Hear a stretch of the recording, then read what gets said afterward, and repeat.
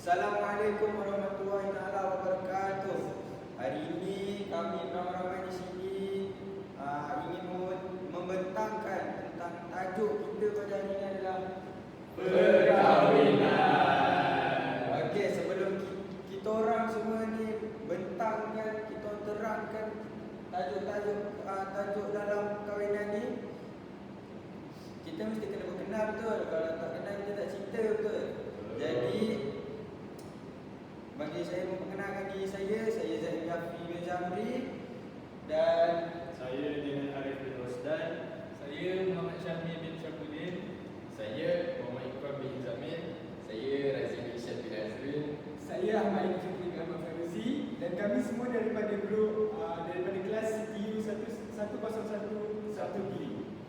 okey, jadi kita sudah berkenal, maka kita sudah bercinta, betul kan? Okey guys, Betul. mari kita mulakan dengan maksud perkahwinan. Okey, first of all, maksud perkahwinan. Apa yang kita faham tentang perkahwinan? Perkahwinan ialah akad yang menghalalkan di antara lelaki dan perempuan untuk hidup bersama dan menetapkan setiap pihak daripada mereka hak-hak dan tanggungjawab, dan perkahwinan juga dapat mengelakkan daripada zina. Contoh-contoh tanggungjawab ialah macam bernafkah, bertempat tinggal dan sebagainya lah. Okey, dan untuk mengelakkan zina lah, of course lah, sebab kalau perkahwin ni kita ada limit kita. Kata orang sekarang pun kan takut bini, macam tu lah. Ada sebab juga si isteri tak bagi kita keluar, sama ada untuk mengelakkan daripada zina atau fitnah yang lain lah. Seterusnya adalah hadis dan ayat Al-Quran tentang perkahwinan. Okey, untuk ayat Al-Quran adalah surah Az-Zariyat ayat 49. A'udzubillahi minasyaitonirrajim. Wa min kulli syai'in khalaqna zawjayn la'allakum tadhakkarun. Surah Al-Azim. Yang bermaksud, dan segala sesuatu kami ciptakan berpasang-pasangan supaya kamu mengingati kebesaran Allah. Maksudnya adalah Allah ni dah tetapkan jodoh kita dari sejak kita lahir, azali lagi. Jadi kita selalu dengar kan orang kata jodoh di tangan Allah, ataupun kalau dah jodoh tu takkan ke mana kan. Jadi itu menunjukkan betapa kekuatan dan kebesaran Allah. Untuk hadis pula, tidak ada pernikahan melainkan dengan adanya wali dan dua orang saksi yang adil. Jika pernikahan berlaku tanpa kehadiran mereka, pernikahan itu adalah batil. Jika berlaku perbadahan tentang wali, maka sultan ila wali kepada mereka yang tiada wali. Daripada Sahih Ibnu Hibban. Maksud daripada hadis ni ialah dalam sebuah perkahwinan itu wajib perlu ada wali dan orang saksi. Wali ni adalah terdiri daripada bapa atau pengatur belah perempuan dan lelaki. Kemudian saksi ni boleh juga seperti abang saudara dan sebagainya. Okey, itu saja. Okey guys, kita baru mula, kita permulaan lagi ya.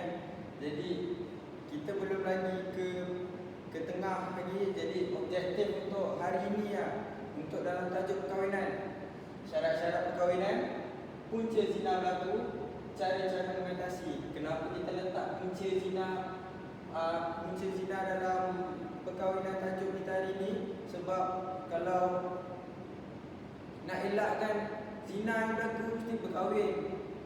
Jadi itu yang kita letak punca zina dalam objektif kita hari ini. Jadi yang pertama, syarat-syarat perkahwinan. Ini antara syarat-syarat perkahwinan.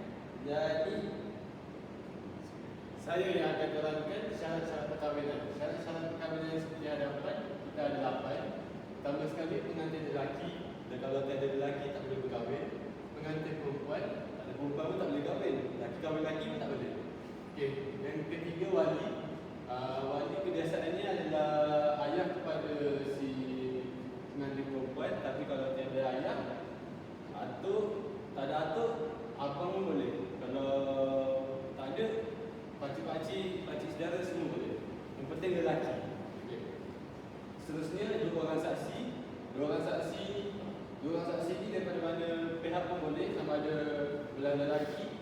adalah perempuan. Seterusnya beragama Islam. Seterusnya tidak mempunyai 4 orang isteri kerana untuk berkahwin ni hak dia adalah 4 orang sahaja. Seterusnya tidak di dalam ihram haji ataupun umrah. Seterusnya sah kelakiannya. Kalau tidak lelaki, mana boleh berkahwin? Betul. Orang tu macam transgender ke, tak boleh. Okey, sekian daripada saya. Sama-sama comfort kan sekarang. Okey, sekarang kita ada di bahagian punca berzina. Punca berzina, okey, yang pertama adalah pergaulan bebas. Pergaulan bebas antara lelaki dengan perempuan sekarang. Zaman sekarang ni banyaklah kalau kita tengok kat luar sana. Kita pergi mana-mana pun kita boleh nampak lelaki ramai dengan perempuan dan tak menjaga ikhtilat langsung lah orang kata kan. Okey, yang kedua adalah pengaruh rakan sebaya. Pengaruh rakan sebaya contohnya kita di ITM sekarang. Kita nampak orang buat zina, kita pun kawan tu pun ajak-ajak kita, so kita pun nak buat. So daripada kita melak daripada membuat benda tu dengan kita punya girlfriend atau kita punya member, kita kahwin dah terus. Okay, nombor 3 adalah kurang didikan ibu bapa. So zaman sekarang ni ibu bapa kurang meluangkan masa dengan anak-anak mereka. So anak mereka macam terpesong jauh. So dia macam tak kisah pasal anak-anak diorang. So anak-anak diorang pun macam buat apa-apa diorang nak je. So itulah antara punca zina. Okay, seterusnya adalah sikap ini cuba. Zaman sekarang ni pelajar-pelajar ataupun orang kata teenagers, dia ada sikap ingin mencuba sesuatu baru yang diorang ingatkan benda tu macam cool ataupun gempak lah orang kata buat zina, tapi sebenarnya tak gempak, dapat dosa lah. Okay, kelima adalah budaya barat.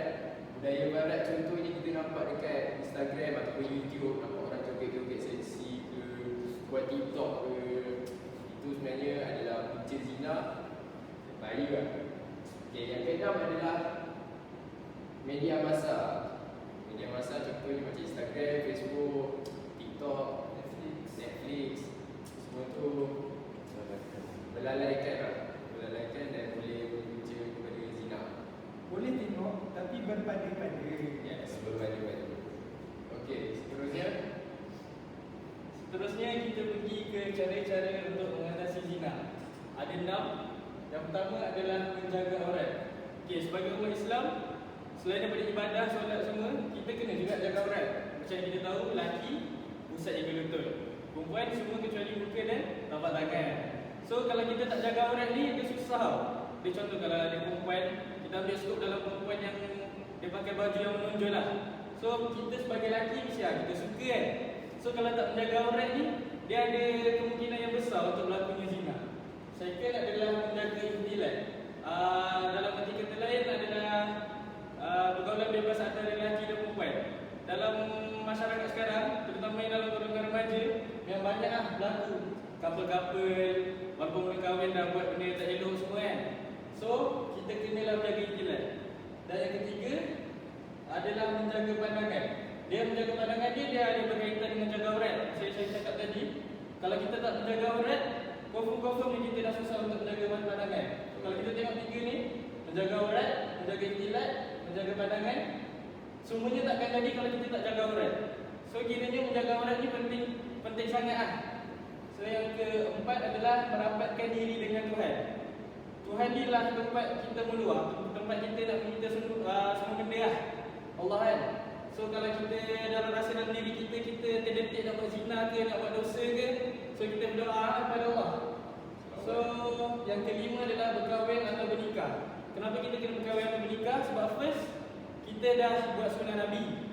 Second adalah berkahwin saja cara yang kita nak buat benda yang kita akan buat kat dalam zina ni, tapi secara halal. Okay. Dan yang terakhir adalah kempen kesedaran. Dia bukan setakat kempen tau. Dia boleh kita ambil dalam skop macam ceramah. So kita dalam golongan remaja ni, kita kena pergi ceramah-ceramah pasal apa-apa lah untuk nak mengelakkan diri kita daripada buat dosa. Lagi terutamanya dalam perkara macam zina ni lah. Seperti remaja, sebagai remaja, kita mesti ada sikap ingin mencuba tau. So kalau benda ni zina semua ni standard lah dalam golongan remaja. So kalau kita tak dididikan awal dari kecil, contoh kalau kita memang tak pernah pergi ceramah ke apa-apa, so kita kena pandai-pandai lah join supaya kita dapat mengatasi zina ni dalam golongan remaja. So itu saja. Okey. Nampak bijak budak-budak IITM kat sini weh. Baik gila. Stop kat sini.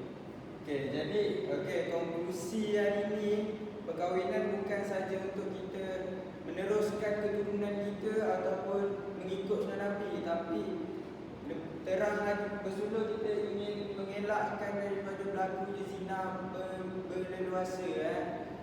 Okey guys, ini je daripada kami. Assalamualaikum warahmatullahi taala wabarakatuh.